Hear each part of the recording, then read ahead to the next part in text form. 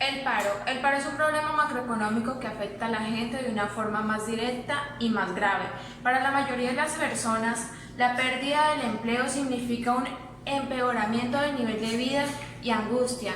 Los economistas estudian el paro para identificar sus causas y para ayudar a mejorar las medidas económicas que afectan a los parados.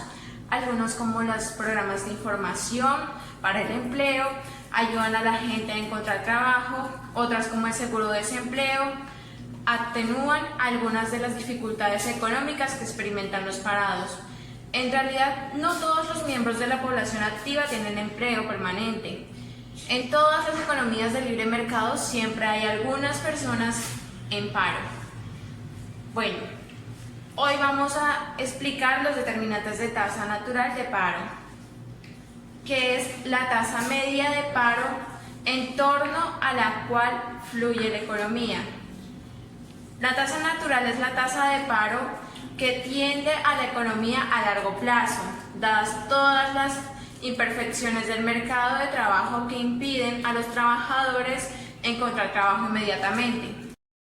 La pérdida de empleo, la búsqueda de trabajo y la tasa natural de paro.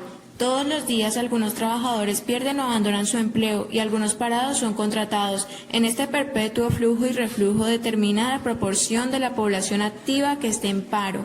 La población activa es la suma de los ocupados y los parados. ¿Por qué existe el paro?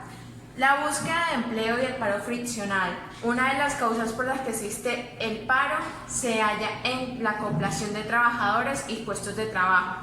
Otra de las causas del paro friccional sería lo inevitable en una economía cambiante. Un ejemplo de esta situación puede ser cuando una empresa quiebra y todos sus empleados son despedidos. La política económica y el paro friccional. Muchas medidas económicas pretenden reducir la tasa natural de paro, reduciendo el paro friccional. Un ejemplo de esto sería las oficinas públicas de empleo. Difunden información sobre vacantes para ajustar más eficientemente los puestos de trabajo y los trabajadores. Los programas de reciclaje financiados por el Estado tienen por objetivo facilitar la transición de los trabajadores de los sectores en declive y los sectores en expansión. Si estos programas consiguen elevar la tasa de creación de empleo, reducen la tasa natural de paro. Bueno, continuando con lo que la compañera Juliana nos explicó, la segunda causa de la existencia del paro es la rigidez de los salarios. Es decir, el hecho de que estos no se ajusten hasta que la oferta de trabajo se iguala a la demanda. A continuación pasaremos a analizar las tres causas de la rigidez de los salarios. En primer lugar, la legislación sobre el salario mínimo. El gobierno introduce rigidez en los salarios cuando impide que estos bajen hasta alcanzar los niveles de equilibrio. Las leyes sobre el salario mínimo establecen el salario mínimo que deben pagar las empresas a sus trabajadores. Dependiendo de las legislaciones, los valores oscilan entre los 3/4 y 1/6 del salario promedio. Este salario mínimo no afecta a la mayoría de los trabajadores, ya que estos perciben un salario muy superior al mínimo. Sin embargo, sí afecta a los miembros de la población activa que tienen menos cualificación y experiencia, como lo son los jóvenes, por lo que tienden a tener una tasa baja de productividad marginal y a menudo reciben parte de su remuneración en forma de formación en el trabajo, como lo es el aprendizaje, más que de retribución directa, como es el efectivo. En segundo lugar están los sindicatos y la negociación colectiva. Los salarios de los trabajadores sindicados no son determinados por el equilibrio de la oferta y la demanda, sino por la negociación colectiva entre los dirigentes sindicales y la dirección de las empresas. A menudo, el acuerdo final eleva el salario por encima del nivel de equilibrio y permite a la empresa decidir el número de trabajadores que va a emplear. El resultado es una reducción del número de trabajadores contratados, una disminución de la tasa de creación de empleo y un aumento del paro estructural. En tercer lugar, encontramos los salarios de eficiencia. Este se fundamenta en 4 versiones de unas teorías, las cuales son: número 1. Los salarios influyen en la nutrición. Esto se aplica principalmente a los países más pobres. Número 2. Un elevado salario reduce la rotación laboral. Es más relevante para los países desarrollados. Número 3. La calidad media de la plantilla de una empresa depende del salario que pague a sus trabajadores. Y número 4. Un salario alto mejora el esfuerzo de los trabajadores. Aunque estas 4 teorías de los salarios de eficiencia se diferencian en algunos detalles, comparten un tema en común: cómo una empresa funciona más eficientemente si paga a sus trabajadores un salario elevado, por lo que puede resultarle rentable mantener los salarios en un nivel superior al que equilibra la oferta y la demanda. El resultado de este salario superior al equilibrio es una tasa más baja de creación de empleo y un paro más alto. Hemos comenzado mostrando que la tasa de paro del estado estacionario de la economía depende de las tasas de destrucción y creación de empleo. Hay 2 razones por las que la creación de empleo no es instantánea: el proceso de búsqueda de trabajo que provoca paro friccional y también por la rigidez de los salarios que provoca paro en espera. Basados en esto, nos enfocaremos en los mercados de trabajo de Estados Unidos. Veamos ahora la duración del paro. Cuando una persona se queda en paro, es más probable que el periodo de paro sea breve o largo. Si el paro es de corta duración, cabría afirmar que es friccional y quizá inevitable. Es posible que los parados requieran un poco de tiempo para buscar el trabajo más acorde con sus cualificaciones y sus gustos. Pero si el paro es de larga duración, es más probable que sea paro estructural, es decir, que represente un desajuste entre el número de puestos de trabajo existentes y el número de personas que quieren trabajar. En el caso de Estados Unidos, por ejemplo, para poder reducir la tasa natural de paro se requiere que se adopten medidas a los parados de larga duración. En esta gráfica podemos notar que en 2008 y 2009 la economía de Estados Unidos se encontraba en una profunda recesión, que son las áreas sombreadas. El mercado de trabajo mostró un nuevo y sorprendente fenómeno: un gran aumento de la duración del paro.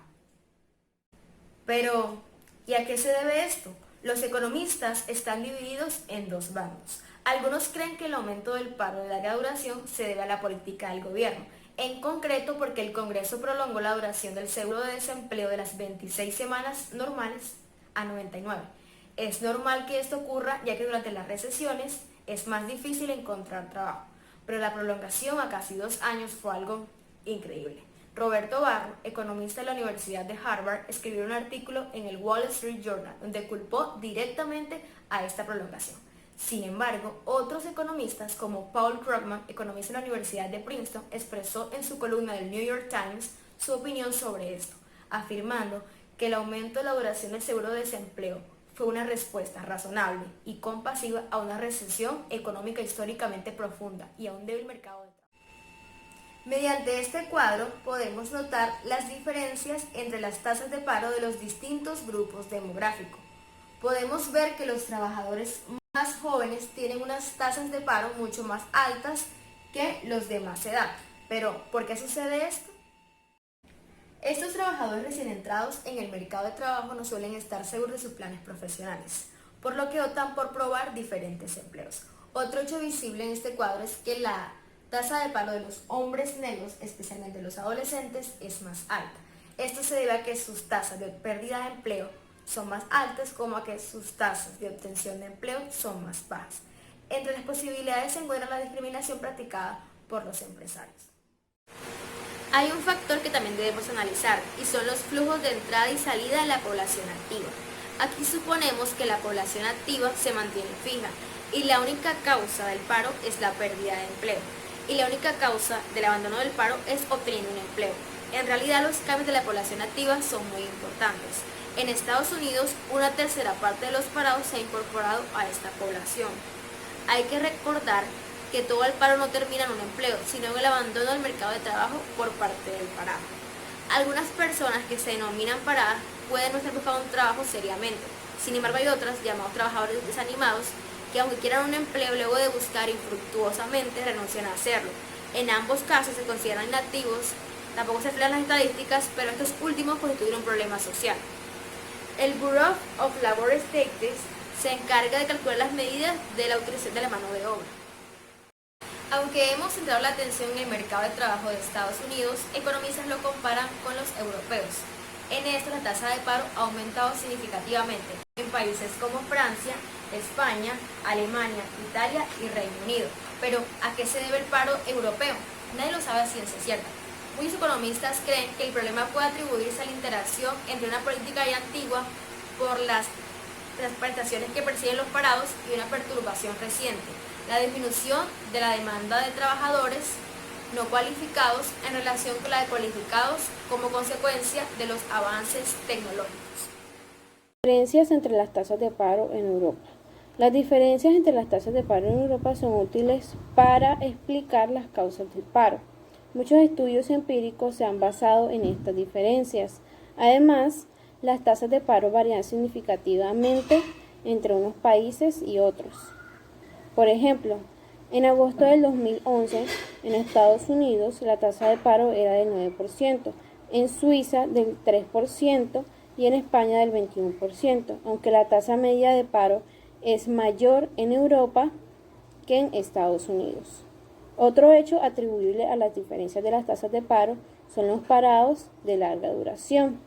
La tasa de paro puede dividirse en dos componentes: el porcentaje de población activa que lleva menos de un año en paro y el porcentaje de la población activa que lleva más de un año en paro. Las tasas de paro son más altas en los países que tienden a tener un seguro de desempleo más generoso.